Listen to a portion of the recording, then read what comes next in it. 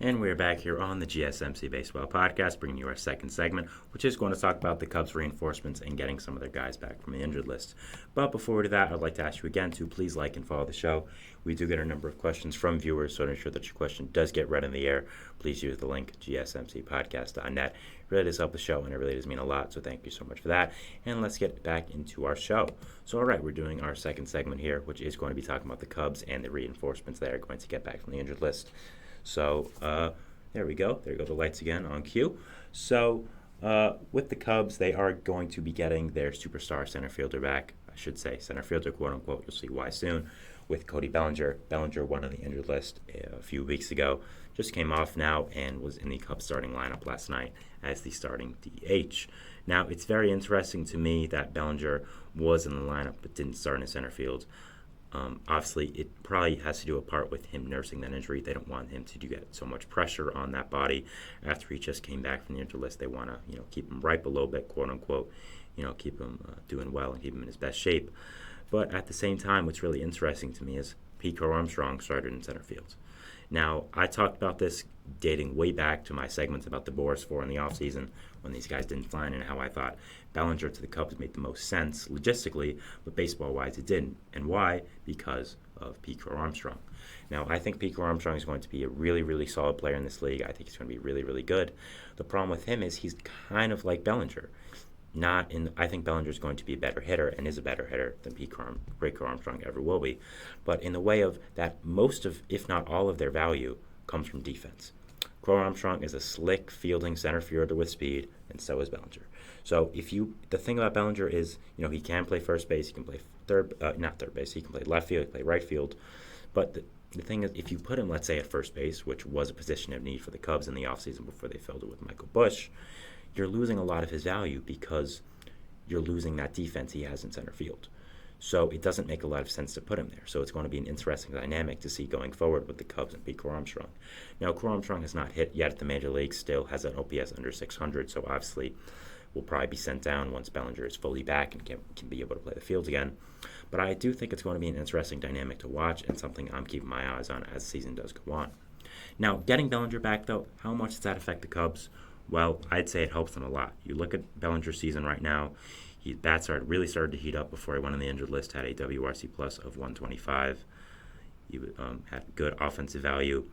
His WAR was .4. He was doing a really good job. Of course, was doing a good job in the outfield as well with that defense. So overall, I think that Cody Bellinger has done a really, really good job, being as a Cub this year.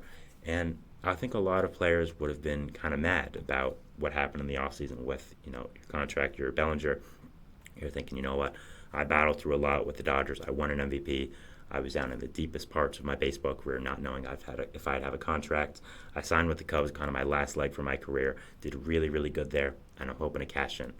And instead, he gets a 3-year deal with an opt-out after one, so basically it's a 1-year deal. And I think a lot of players would have been mad. A lot of players would have took that personally, but for what I can tell, Bellinger looks like he's fine. I mean, he looks like he loves it in Chicago.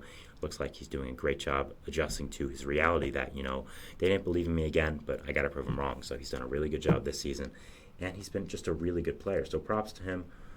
Again, really impressive how he's done this year for the Cubs. He's been one of their better hitters, and I think getting him back really stabilizes this lineup again, adds a presence to your lineup that you didn't have before when he was out.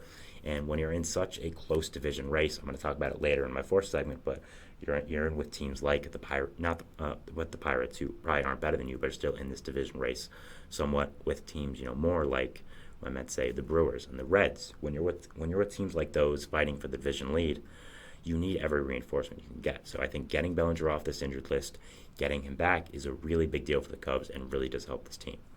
I think, again, it helps this offense a lot and is a really good sign. So excited to watch him back with Chicago. Excited to watch this offense again fully healthy. And to get fully healthy, you need to get one more man back, and that's what I'm talking about next, Seiya Suzuki. Now, Suzuki won on the injured list a few weeks ago with an injury. They called up Alexander Canario to fill in his spot. But at the same time, that wasn't really helping him, because you look at Suzuki, he was doing really, really well this season. You look at his weighted runs created plus, of course, he had a 151. He was doing really well with the offensive value as well, .5 WAR. he looked like he was due for a little regression with his BABIP being almost at 400. Now, I want to explain just BABIP a little bit. I know some people on here don't know. I just want to make it a little quicker about it, a little like refresher about it. So if you don't know, I'm sure a lot of people do know, but if you don't know, BABIP is batting average on balls in play. So basically that means whenever you hit a ball in play, a ground ball, fly ball, something like that, it's your batting average. It's how much you get on. So if your BABIP is high, like say Suzuki's is at 400, it means that you're probably getting a little lucky because Suzuki's probably hitting some ground balls and someone's probably making an error on them or not making the correct play and he's getting on base. So that probably won't happen all the time, and it's probably going, I think an average one is probably around 200, 220, something like that. 220 to 250, I'd say, is around average. So if it's a little higher than that, or it's just at an insane number like Suzuki says, you are due for a little bit of regression.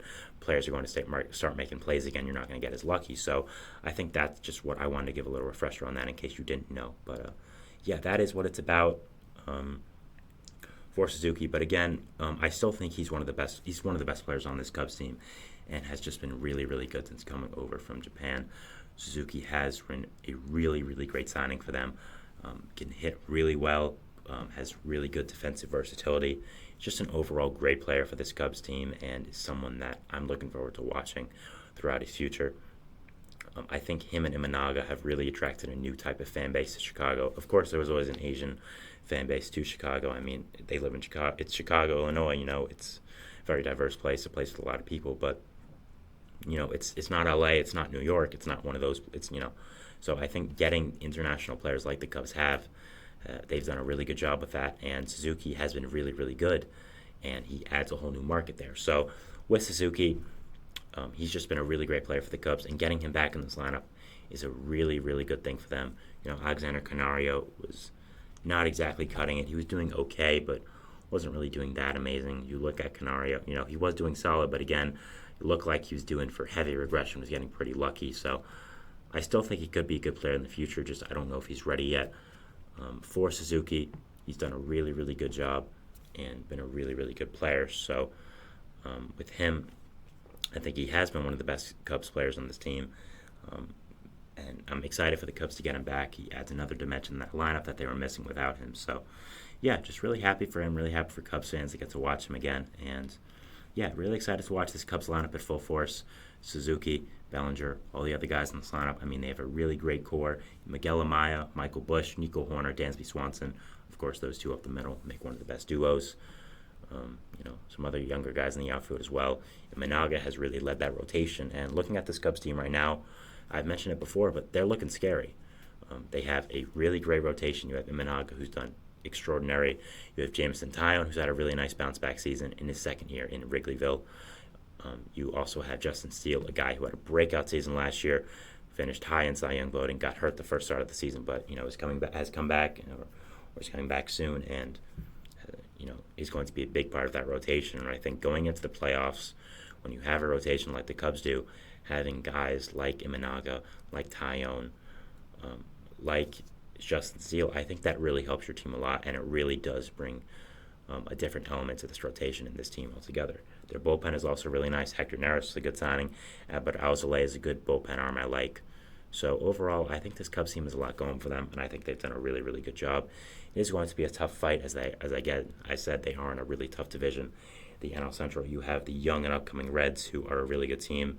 We're faced with some injuries, which is, I think, the reason they have not done as well as I expected, but I'm still high on them. I still think they are the best team in the NL Central when healthy, so it'll be interesting to see what happens with their injured players and when they do come back, if they do, and how much it will affect them.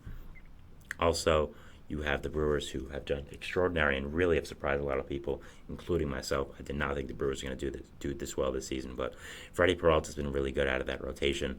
The young hitters they've had have really done well, have really come in clutch. Jackson Chourio is a beast, so the NL Central is forming to get really, really interesting. I'm really excited to watch it, and yeah, just overall, very, very excited to see what happens with this NL Central and this Cubs team. Getting these guys back, like Cody Bellinger, like Seiya Suzuki, is going to help this division a lot, is going to help this team a lot, and just overall, I'm really, really excited to watch these guys play. Again, I think the Cubs are doing really, really well, have outperformed a lot of the expectations I placed upon them. So, yeah, just very interested to see what happens with this team, where they go from here, and how overall Suzuki and Bellinger and all the other guys are going to get back, like Steele, are going to help and affect their team. The NL's tough right now. I'd probably have them in the top 6, but there's a lot of teams you're facing. I mean, we obviously know of 4 teams that are going to make the playoffs, no doubt, which is going to be Braves, Dodgers, winner of the NL Central, and then probably Phillies. If the Cubs are winner of that NL Central, great. Obviously, they would make the 3rd seed, but if you're not, you have 2 wild card spots that are going to be affecting a lot of teams, including the team who doesn't win the NL Central, whatever team that is, out of the Reds, Cubs, Brewers, Pirates. I'm not mentioning the Cardinals at this point. You know why. You saw last segment. So you also have the Mets. You have the Nationals even, who might be there. Diamondbacks, Giants, Padres. So there's a lot of teams vying for 2 or 3 spots in this playoff picture. And I'm very excited to see what happens. I think the Cubs could potentially be very high there. It could be a very good team within this race. But we'll have to see, and we'll have to see how they do perform. So, yeah, excited to watch this Cubs team this year, especially now after these reinforcements about all the players that came back. So, yeah, just overall excited for this and excited to watch this team this year. So, yeah, we'll be moving into our 3rd segment, which is going to be talking about the Yankees-Astros game. It was a very interesting game. A lot of stuff happened, a lot of stuff that is going to affect the long-term and short-term of both these teams that I did want to talk about. I thought it was an interesting topic to see here. So, yeah, we'll be going over that. But first, we're going over a break. We're going to a break, and we'll talk about it then. So, thank you, and bye. Looking for your daily fix